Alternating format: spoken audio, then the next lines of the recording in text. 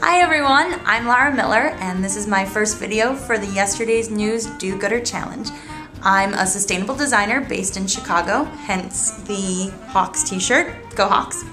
And I primarily do women's knitwear that can be worn a whole bunch of different ways, mostly flipped upside down and wrapped and reversed, and can play with it in a bunch of different ways. And we'll see if I can end up doing that with some newspaper. But to start, I wanted to show you actually my house instead of my design studio, because that's where the newspaper is going to come from. Behind me are some lemons and a few other plants that we grow here in our house. And the newspaper is actually going to come from a leftover stack of newspaper from Chicago, of course, that we use for composting. So I'm going to go ahead, grab that, and take you over to the kitchen where we're going to try to dye some newspaper. See you in a little bit. So as I was saying, we compost every once in a while here. Those are 2 worm bins. They're not active right now, but we might start some more compost over the summer. In the meantime, there's the newspaper stash that we're about to dig into to dye and turn into our Yesterday's News Do-Gooder Challenge design. See you in a little bit. So we've got our supplies all set and ready to go. I'm boiling up some water and we're going to start dyeing this newspaper with tea. Of course, just have to give another little shout out to Chicago. Argo Tea is based here in Chicago. Trying to be as Chicago-centric as possible with this. It's really important to me that I'm not only a sustainable designer, but that I stay sustainable by producing. So I'm going to start adding some of the tea into the water. We're huge tea drinkers, and so definitely have a lot to choose from. These are just some teas that, to be totally honest, we haven't had too much of lately, and so just figured go ahead and use them. But they're mostly green teas. There is, though, this sweet rose, and I think it makes the water pink. So let's see what we end up getting. I don't know, it'll be interesting to see how it all mixes with the newspaper. See what kind of textures we can get and what kind of colors we can come up with. So the tea is starting to boil up and it smells really, really good. I can't quite tell what colors we're going to get yet though. Some pinks seem to be popping up, which could be really pretty. So just kind of have to wait and see. I'm going to let this boil up and then we'll start dyeing some of the newspaper. One thing that's pretty great is I have a very good friend who's a really wonderful artist, and she actually makes a lot of tea bag quilts. And so I'm really excited to get to donate all of these tea bags once they're used to her, and maybe we can even incorporate her quilt somehow into the look. Alright, so we're mixing up the cauldron of tea. One thing that I just thought of is since almost all of my line is based in hand-loomed knitwear, I'm looking at all these strings from all these tea bags, and I think it could be really, really cool to kind of reuse these strings, see what happens, but maybe reuse these strings to knit them into the garment in some way.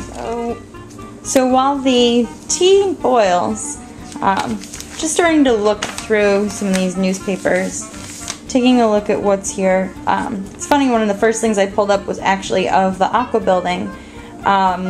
Jeannie Gang is the architect for this building, and it's been something that Chicagoans have really just been very proud of and really, really loved. So it might be kind of nice to use this.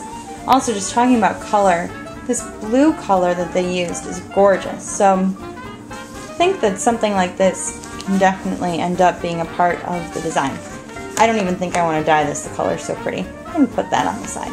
I was just informed by my husband that Aqua is the tallest building in the world designed by a woman.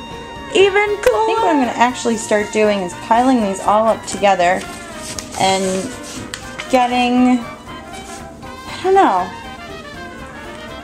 maybe just pouring the tea throughout all these and just seeing how it soaks up and what happens color-wise. I do have to say, looking at the tea, as much as I was thinking we could get some pink in there from this rose tea, while it's maybe kind of boiling up rose, I think it's going to end up being brown.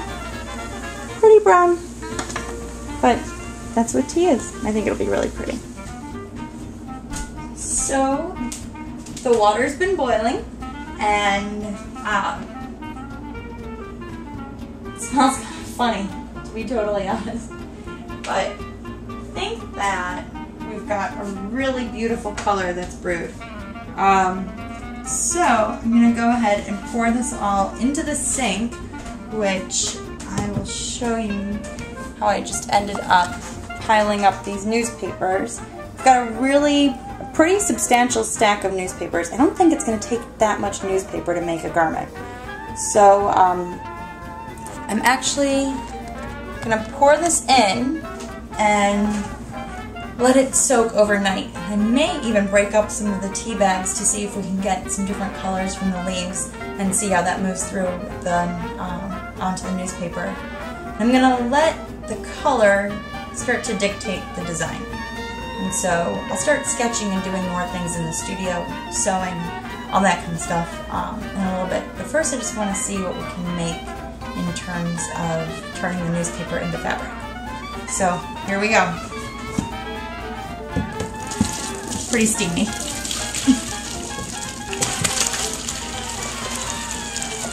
All right. It's bubbling.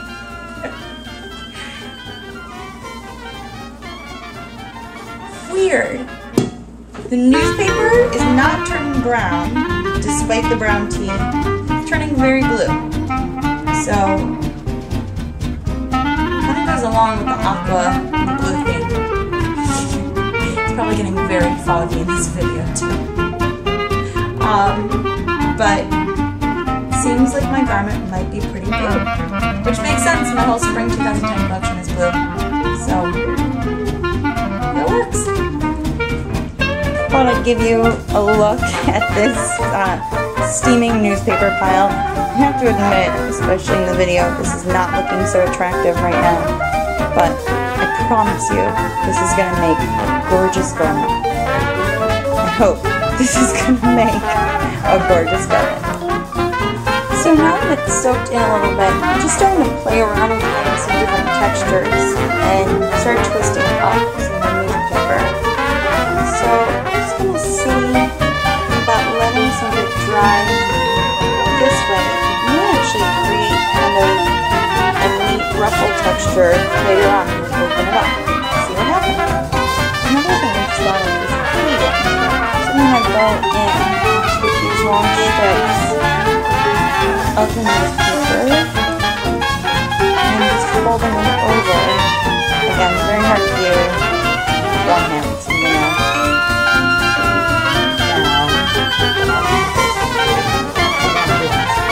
just going to start folding this back and forth to create some interesting pleats. So here are some experiments with texture. And then here's the rest of the paper, which I'm going to just let dry in the tea. I'm going to let the tea totally absorb, and it'll probably take a few weeks for this to dry completely. And in the meantime, I'll start paying attention to some of the texture and colors and sketch from there. I do definitely want to start playing around with some of these strings though, and try to do a little bit of looming. They're very thin, much more thin than what I typically loom though, so I might have to break out my needles and do some hand knitting even with them, but we'll see where it goes. Have a great night, and I will be back in a little while to give you some updates. Thanks for following. Bye.